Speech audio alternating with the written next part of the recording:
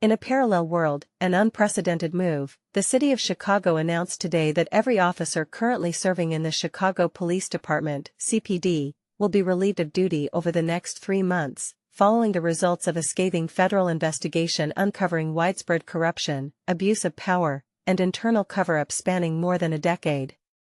City officials, flanked by federal investigators and members of the Department of Justice, confirmed that the decision to dismiss the entire department was made to ensure a total institutional reset and to restore public trust in law enforcement.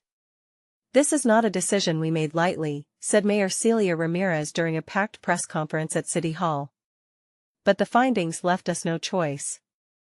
The corruption in CPD is systemic, deeply embedded, and impossible to surgically remove without dismantling the entire structure. Today marks the beginning of a clean slate for the people of Chicago." The investigation, led by a federal task force over 18 months, detailed a network of bribery, organized abuse of suspects, evidence tampering, and collusion between officers and criminal organizations.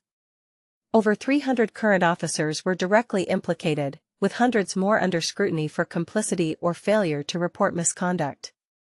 To replace the ousted force, the city has partnered with an independent, civilian-led law enforcement reform agency known as Integrity First Commission, IFC.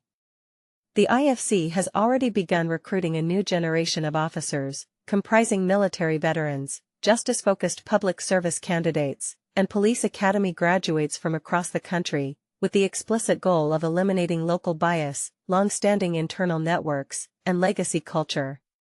"Our recruitment strategy is built on transparency, integrity, and diversity," said IFC Director Marcus Langston, a retired U.S. Army colonel and former DOJ oversight official. "We are bringing in individuals who are committed to ethical policing and human rights, not just law enforcement." The replacement force will undergo an intensive 6-month training program focused on de-escalation, community relations, constitutional law, and anti-corruption protocols before being sworn in early next year.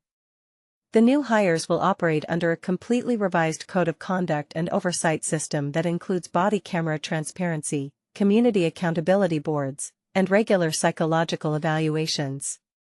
For the next 3 months, current CPD officers will continue their duties under the close supervision of federal monitors. Any officer found obstructing the transition process will face immediate termination and potential legal action. Reaction among Chicagoans has been mixed. Some hail the move as long overdue, while others express concern about the logistics and safety of policing during the transition. "I'm relieved something's finally being done," said Angela Holloway, a community organizer in Englewood.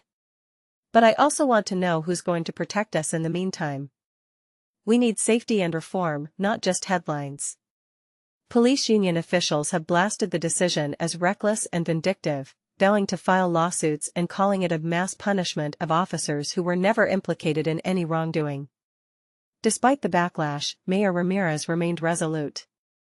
"If you are serious about justice, you cannot keep dirty foundations," she said. "We are not burning the system down, we're rebuilding it from the ground up." The full transition to a reformed Chicago Police Department is expected to be complete by the summer of 2026.